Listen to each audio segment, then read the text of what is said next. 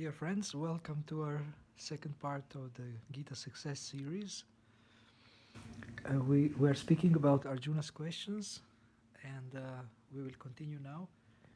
We spoke about Arjuna's questions in the first chapter of Bhagavad Gita, and now we will continue with the second chapter and see how far we can go in the next half an hour or 20 minutes.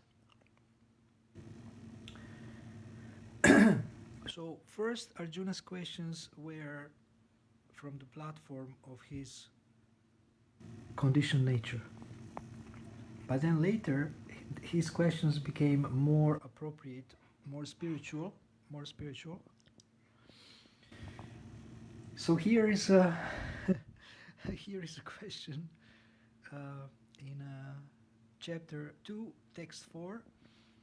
Arjuna said, "O killer of enemies, O killer of Madhu, how can I counterattack with arrows in battle men like Bhishma and Drona who are worthy of my worship?" So here still his questions are based on his conditioning, or he's conditioned, he is in. He looks like a conditioned person, he's actually taking a role of a conditioned person. Although he is not conditioned, but he is showing some attachment and some sentimentality in relation to his teachers and his relatives. And he said, how can I fight these people? They are worthy of my worship. Dronacharya was teaching me the martial arts. Bhishma, he is the grandfather of the whole dynasty. So these people are worthy of my worship. I mean, how can I fight against them? This doesn't sound right. So this question is based on a certain type of consciousness that Arjuna has. And now we are coming to the text 7 in the second chapter, which I consider to be the first principle of success. First principle of success that is taught in the Bhagavad Gita, and this principle is to admit that we need help. So Arjuna says, now I am confused about my duty and have lost all composure because of miserly weakness. In this condition, I am asking you to tell me for certain what is best for me. Now I am your disciple and the soul surrendered unto you. Please instruct me. So he is asking this very, very good question. What is best for me? And he will ask this a couple of times throughout the Bhagavad Gita. And then we have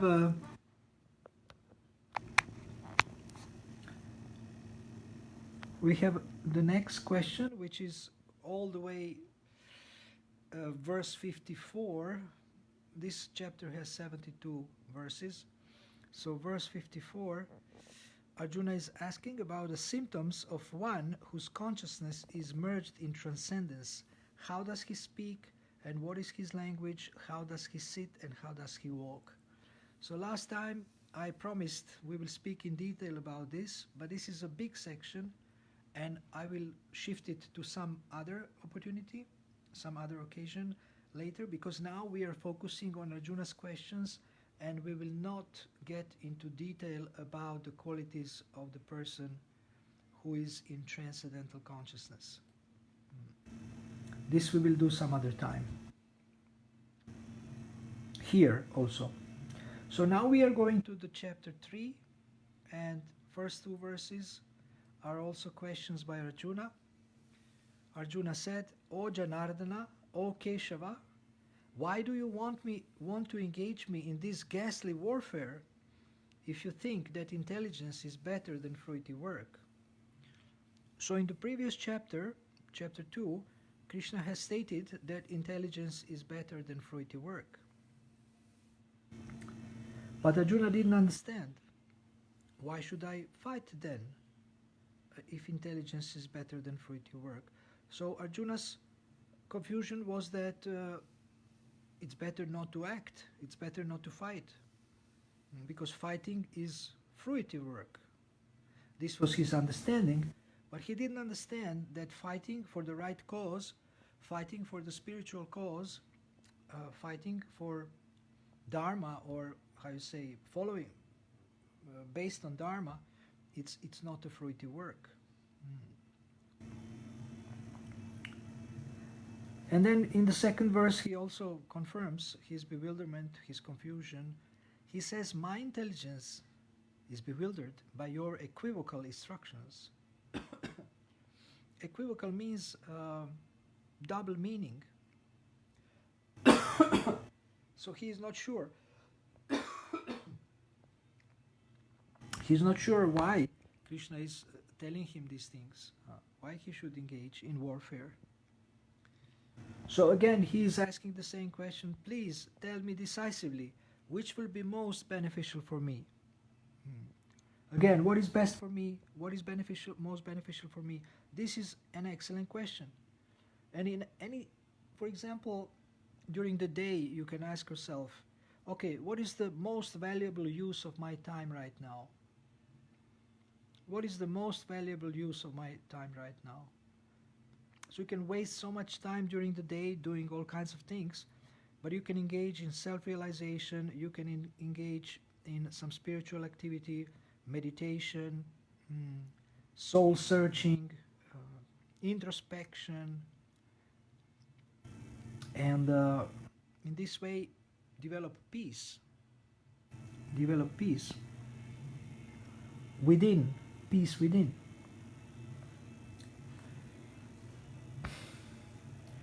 So of course Krishna will answer these questions in detail,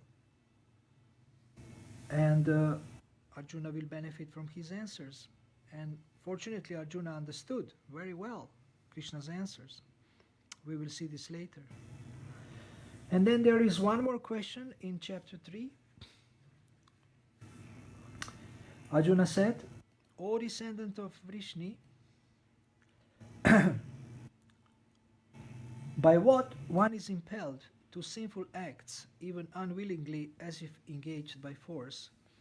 So this is the last question in the chapter 3, Arjuna's question.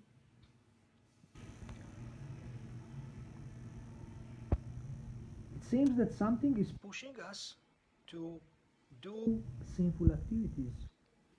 So what is it?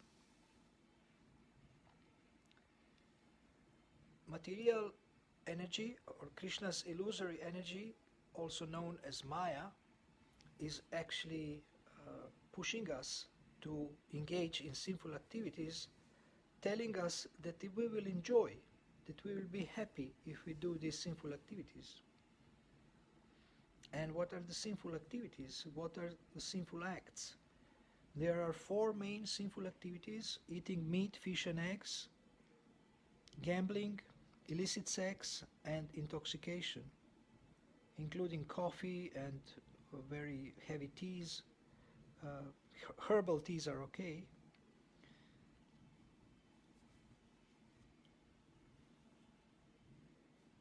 Actually, Krishna explains that kama esha, krodha esha, rajoguna samudbhavam, mahashano, mahapapma, vidyena mihavairinam. Krishna answers to this question explaining that lust is the greatest enemy, greatest sinful enemy of the living entity.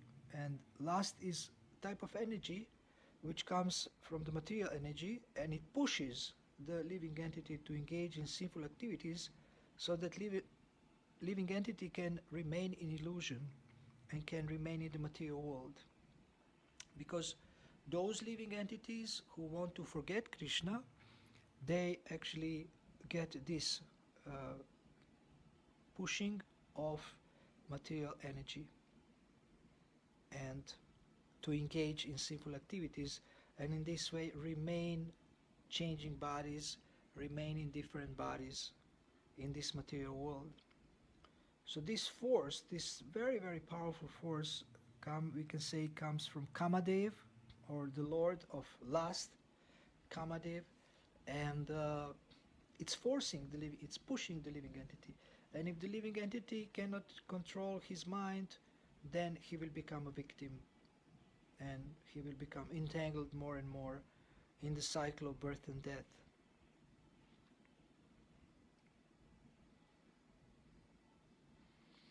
So in the third chapter, let us recap. Krishna has asked, why should I engage in this warfare? Then Arjuna asked Krishna to tell him decisively what is most beneficial for him. And he is admitting that his intelligence is bewildered by his instructions. And then he said, what is pushing the living entity to engage in sinful activities, as if engaged by force? So these are very important questions, and we consider them to be excellent questions. And now, in chapter 4, there is only one question, and in chapter 5 also there is one question, and in chapter 6 we have more questions. Okay, just a second. There is a kirtan in the temple just nearby. I just want to close the door a little bit. Just give me a second.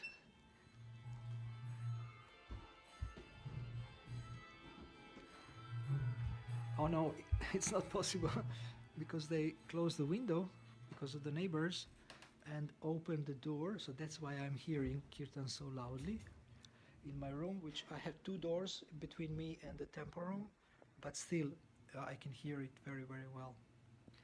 Okay, so let us continue with the chapter 4 and questions of Arjuna. Question of Arjuna in chapter 4. Arjuna said, the sun god Vivaswan is senior by birth to you. How am I to understand that in the beginning you instructed this science to him? Now Krishna is explaining to Arjuna that he remembers all the births, all the lifetimes where he was appearing in his pastimes, and that Arjuna has forgotten. Arjuna also appeared in those pastimes. So how can you instruct someone who is senior by birth to you? But Krishna actually instructed. First of all, Krishna can instruct anyone, even if he is senior. And second of all, this was done previously, in previous lives. So Krishna is the most senior. He is the oldest personality. He is the origin of everything. He is the origin of every living entity. So Krishna is senior to everyone. And for him there is no problem to explain this science to someone who is senior by birth on the planet Earth. Right, so this was one more or less technical question, but Arjuna posed it in the 4th chapter. And in the chapter 5, Arjuna said, "Oh Krishna, first of all, you ask me to renounce work, and then again you recommend work in devotion. Now will you kindly tell me definitely which of the two is more beneficial? So shall I stop working altogether, or shall I engage with different consciousness and different emotion?" And of course, renouncing work or stopping with activities, sitting down to meditate is beneficial in a sense that you stop doing nonsense. One stops doing nonsense. If you sit and meditate, you cannot do much harm. Maybe you have set on some ants or something. You have to be careful where you sit. But at least you do no harm, or you do not harm anyone. But work in devotion, Krishna says, is superior, because by this work one gets purified of all the sinful reactions and one benefits many, many living entities. So Arjuna is asking very politely, he says, will you kindly tell me what is your definite conclusion?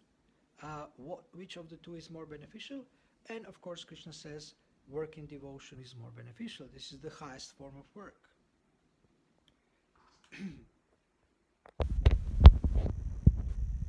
The highest form of work is work in devotion. Work with devotion. And now we have some time to go through the verses in chapter 6. And these verses, this chapter is called Dhyana Yoga. It refers to Ashtanga Yoga. And present day Hatha Yoga is, we could say, derivation of Ashtanga Yoga, original Ashtanga Yoga, described also by Patanjali Muni in his book. So Arjuna said, this is 633, O Madhusudana, the system of yoga which you have summarized appears impractical and unendurable to me, for the mind is restless and unsteady. Now this goes together with the next verse. The mind is restless, turbulent, obstinate and very strong, O Krishna, and to subdue it, I think, is more difficult than controlling the wind.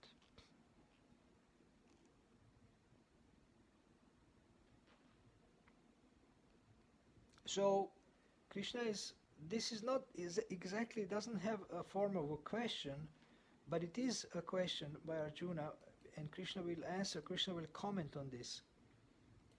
So basically, behind these statements there is a question how to control the mind, how to not become a victim of the conditioned mind through which Maya is pushing the living entity. We spoke about pushings of lust, and this also happens through the mind and through the senses, these pushings of lust.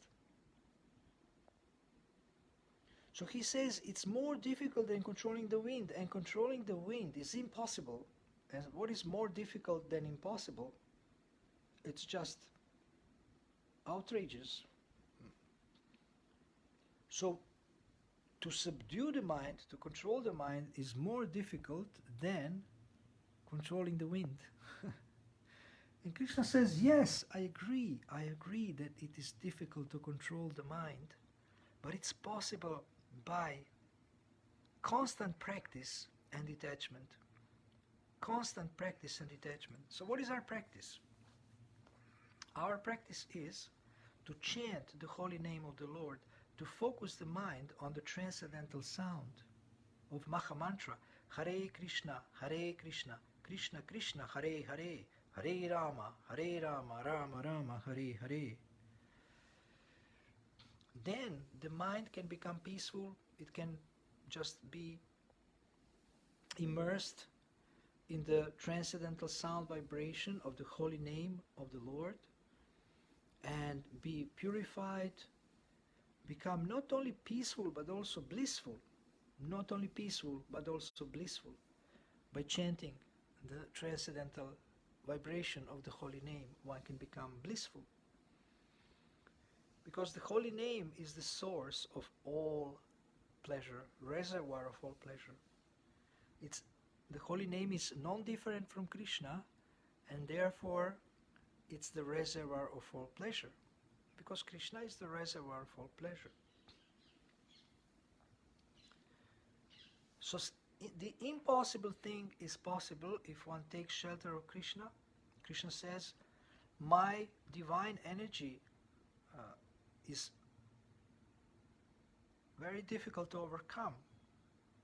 Impossible, almost impossible to overcome. But it's possible by constant practice and detachment, and actually by taking shelter of divine energy, Daivim Prakritim Ashritaha. Krishna says, Daivim Prakritim Ashritaha, by constant practice and detachment is possible to control the mind. And by taking shelter of the spiritual energy of the Lord, or divine energy, Daivim Prakritim Ashritaha. So how do you take shelter of the Lord's divine energy? By following the instructions of the spiritual master and of the acharyas, spiritual masters throughout the history, saints and sages throughout the ages. So in this way one can actually be able, with Krishna's mercy, to control the mind. Now in verse 37, Arjuna is speaking about the destination of the unsuccessful transcendentalist. So this is also a question that we have, we have taken out or isolated or put on our list here. O Krishna, Arjuna said, O Krishna, what is the destination of the unsuccessful transcendentalist who in the beginning takes to the process of self-realization with faith, but who later desists due to worldly mindedness and thus does not attain perfection in mysticism? So if one starts this process of bhakti yoga, or practicing Krishna consciousness, spiritual life, he actually, everything he does goes on his eternal spiritual bank account. If you have made 2% advancement, next time if you happen to stop and leave and fall down or whatever, then when you come back you start from 2%. If you have make advancement 2%. So there is never loss. You always have some credit whatever you have done. Even if you have chanted one Maha Mantra, still you have some spiritual credit. So, Shuchinam Shrimatam Gehe Yoga Brashto Bijayate, Krishna says in the Bhagavad Gita, one is born either in the family of Shuchi, someone who is clean. Shuchi also means Brahmana, in the Brahminical family, or Shrimatam means a rich man. So when one is born in a rich man's family, he doesn't have to work so much, and he can take time for self-realization. Of course, rich parents, children of rich parents, usually they misuse their financial freedom and facilities that they have due to their parents being wealthy persons, and they degrade themselves. They don't use it for self-realization. And many of them take intoxication because they are not happy. They have a nice car, maybe a nice girlfriend, but they are not happy. Something is missing. Some of them commit suicide. Some of them take a lot of intoxication. They destroy themselves. So when one is born in a family of Shrimatam, or a rich person, wealthy person, he needs to use this facility for self-realization. So if you are a rich man's son or daughter, please don't waste your life, but use it for self-realization. That will make you happy long term in this life and in the next life also. So due to the influence of Maya, due to worldly mindedness, as it is said here, you may not attain perfection in this life, but you can continue in the next life. And it's very important not to become offensive, to criticize the Lord, to criticize the spiritual teachers, to criticize the devotees. This is very bad. This will not move us forward on the path of self-realization. So someone may take to the process with faith, but later he may actually stop, and he is not a loser, he will continue. Yes, actually the second is only addition to the first question. He says, does not such a man who is bewildered from the path of transcendence fall away from both spiritual and material success and perish like a riven cloud with no position in any sphere? And Krishna will answer this question also. He will explain that he is not lost and that he is born either in the family of the Brahmanas or in the family of rich aristocracy. So thank you very much for listening. This is all for today. I wish you a wonderful evening, and see you soon, or we hear each other soon. Hare Krishna.